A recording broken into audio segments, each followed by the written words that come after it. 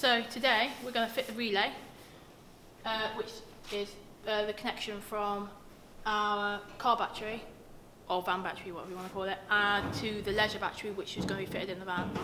So to actually do it, we've got to unplug this battery, and then it's got to feed through. There's a little lug through behind this panel here. Yeah. You have to feed it through here, under that. So you've got to take this panel off. Yeah. And then it comes through to the glove box, so we've got to take the glove box off. It's a little bit of a pain. I think there's about 6 screws to take out. I think there's a few outside and there's a few inside. We've still got to take all that out. Yeah. And then we've got to find a way to feed it through the van, and I think you go through under the floor. Yeah. So that you can't see the cable and it's visible. And we were originally going to put it underneath the driver's seat, so you have to take the driver's seat out. But after looking, I think the battery is just a bit too big to go under there, and I think it's just going to be a bit of a pain. So it's going to go into this box here that we made. It's like goes at the bottom of the bed, so it goes literally right behind the driver's seat. So we're thinking we'll put the cabling, run it through, hopefully get it behind the side of this passenger seat, and then run it along the bottom of behind the seats and then into this box, because there's a hole. We've left a gap on here, so we'll be able to feed through in there. That's where all the electrics are going to go. So yeah. So the first thing to do is take out the van battery, and then after we take out the van battery, we've got to take out the glove compartment, which you can see the lid up on now. So yeah, we're going to start with that now. Right, so we're going to take the glove compartment out now. You've got 2 screws on this side, 2 screws on this side, one's right at the back of the glove compartment, and then 3 are at the front. The ones at the front they have like these little cases on, so you just need a little tiny screwdriver, put it behind the back and clip them all out. So you've got 1, 2, 3, 4, 5 of them all together to take out, and then you can just, I think they're the torque screws. I think from a video I've seen before there was T20, so don't take my word for that, but I'm pretty sure that's what they are. Yeah, so just take them out, then it should just slide out.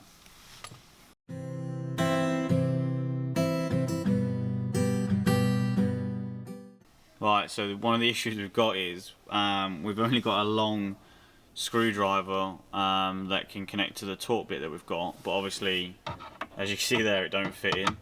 So I've managed to take all the other screws out, but not the 3 at the front.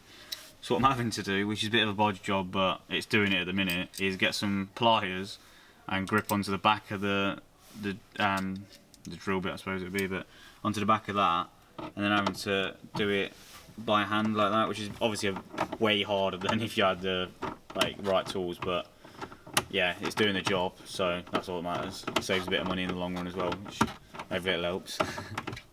Right, so we've took a few bits off since the last time we did some recording. I've took the side panel off here. That was easy, that just literally clipped off. I've lifted the carpet out from under here as well, the side, because this is where we're going to run the wire down here. And I've pulled the, I don't know what you call it, the step up, because we'll run it under that as well, and that literally just pulls straight up. So all of this just clips off. There's no screws or anything like that. You just got to pull it and it'll come off. Now I've got a long screwdriver, and I'm going to have to pierce a hole through the grommet that's in the bulkhead. So that's the next job to do. Right, so because we couldn't get this metal bit off here because we didn't have the tools, we decided that we were going to go from the glove compartment, and then we pushed this lug through this little hole here. We pushed the lug through, and then we came in to look at this, to open this up to get the lug out, and somehow we think it's fallen down this hole here. Yeah, so I believe it's fallen down and it's sitting on top of the wheel arch tray here. So I've got some Allen keys, hopefully I've got the right size, and hopefully it is just sitting on this, so when I take this off it falls out. If not, it's going to be a lot more of an annoying job, but yeah, hopefully it's above this. Alright, so what we're doing right now is I'm disconnecting the cable that goes from the engine battery to the relay. So I'm disconnecting it from the relay side. So then I've got just a long piece of cable to feed through, which is a lot easier than having to feed it backwards, because obviously this side needs to stay in the van and this side needs to come out. So if I left it on, I'd have to feed it back from the inside out, which is a bit awkward. So it's easier to feed it from outside in. So I'm just going to disconnect that right now and then start feeding the cable through. Right, so we've managed to get it all test fitted. We just need to obviously actually test it. But if Tabitha shows you in there, you can see kind of the little mock setup. So it's earthed against the side of the van, and obviously everything's connected to the battery. The cable runs down the back of the seats and comes round here, and then goes up the side into the bulkhead and then through. So if you can see where the cable's still like poking out, it just points to it. So. Yeah, and then come around the front, and I'll show you how it is now. So you might not be able to see it 'cause it's a bit dark in there, but the cable comes through the bulkhead there, and then I've drilled a hole through this metal shield here, and then it comes onto the positive, the van battery. So now we just need to actually test the van, and then obviously let it trickle charge, and hopefully it kicks in and everything's wired up fine, then we can permanently fit it down.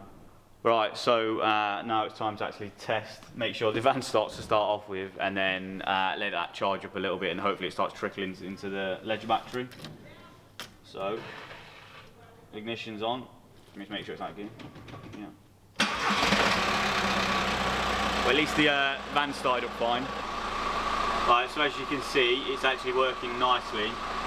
The red light on this box here is on, which shows you that it's actually working. What does it say? Yeah, it cuts in at 13.7 volts, and I just quickly tested the van battery, and it was at like 14.3. So yeah, when we came back here to make sure it was working fine, and it is.